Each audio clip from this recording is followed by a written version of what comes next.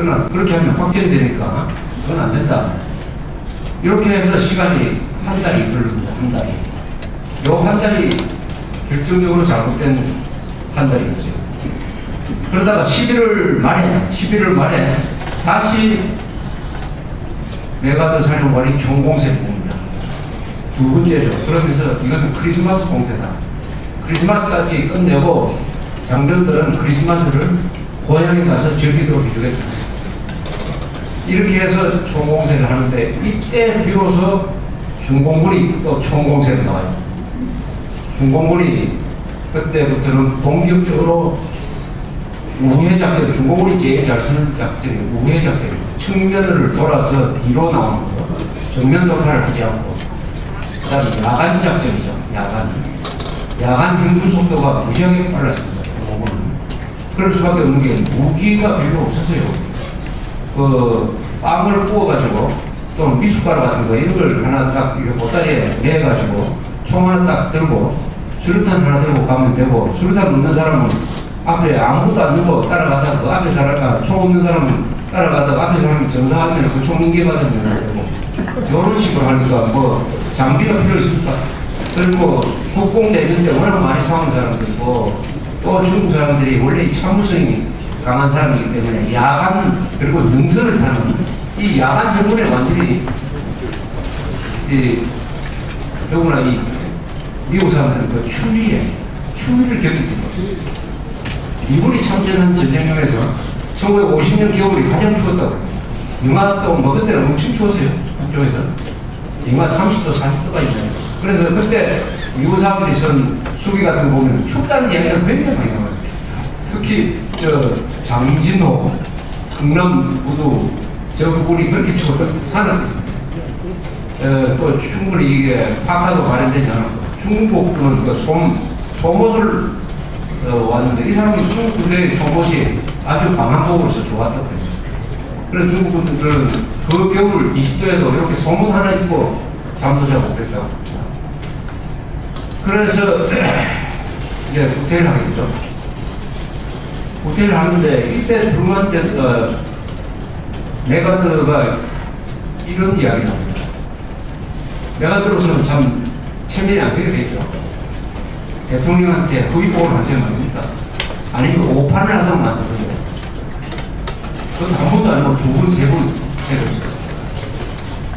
더구나 총폐각 명령을 내립니다. 아예 서울까지 물려버리라. 중간에 싸우지 말고. 그래서 11월 말부터 1.4 때 때까지는 사실 전쟁이 없었습니다. 전투가 없었어요. 싸우면서 내려온 게 아닙니다. 그냥 쭉 내려와 버렸어요. 쭉 걸어서 내려와 버렸습니다. 중간에 멈추지도 않았습니다. 1.4 때 끝나고 나서 수원까지 내려왔어요. 수원까지. 이때 중국에서 이산가족이 제일 많이 생긴 것 같습니다. 이산가족들 80%가 요 1.4 때문에 생긴 겁니다. 이 사람들은 내려갔다가 한 일주일만 있으면 돌아갑시다 라고 해서 여기 가면 많으실 것 같은데 내려오신 분들이 지금도 이렇게 60년도 이렇게 되어 있습니다. 트루먼 대통령은 낭패를 했어요. 어떤 전투에 자기 군대 몇십만 원 보내놨는데 이게 기습을 예상도 못한 기습을 받아가지고 물론 1회 전술을 자신 1회 전술이 아니지만 압도적으로 이 병력이 많은 중공군한테 밀려가지고 그 젊은 사람들이 그 추운 겨울에 후퇴하고 있다는 뉴스가 한 달 동안 계속 국내로 들어오면은 그 정치인이 견딜 수가 없죠. 그래서 드디어 비상사태를 선언합니다. 비상사태를 선언해요. 미국에서 비상사태가 선언됩니다. 일종 개헌이죠. 비상사태를 선언하고 그 다음에 원자 폭탄을 쓰느냐 마느냐 하는 고민을 하게 되죠. 메가더가 원자 폭탄을 쓰도록 해달라고 요구를 합니다. 아니면 중국을 봉쇄하도록 해달라. 아니면 중국을 폭격하도록 해달라. 이렇게 요구를 해요. 즉 메가더는 전쟁을 한반도에서 이제는 중국을 상대로 전쟁을 하겠다. 이렇게 전쟁을 벌리자고 요구를 합니다. 전쟁을 벌리자고. 여기에 대해서 트루먼은 고민을 하죠. 첫째, 중국하고 싸울 수는 없다. 중국 군대하고 싸워가지고는 육상전을 해가지고 도저히 이길 수가 없다. 그렇다고 핵무기를 쓸 수 있느냐? 요게 이제 관건입니다. 핵무기를 쓸 수 있느냐. 그때 미국이 핵무기가 몇 개가 안 됐어요. 그렇게 많지 않았습니다. 개수가 많지 않았습니다. 더구나 소련이 핵무기를 가지고 있었어요. 소련이 핵무기가 없는 상태가 되면 괜찮은데 미국이 핵무기를 쓴다? 그럼 소련도 핵무기로 대응해 올 것이다. 그럼 어떻게 되면 3차 전쟁입니다.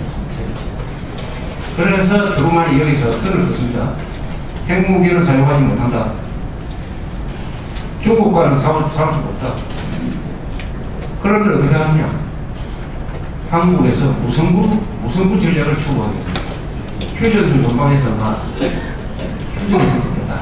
무선부 전략을 추구하는 겁니다.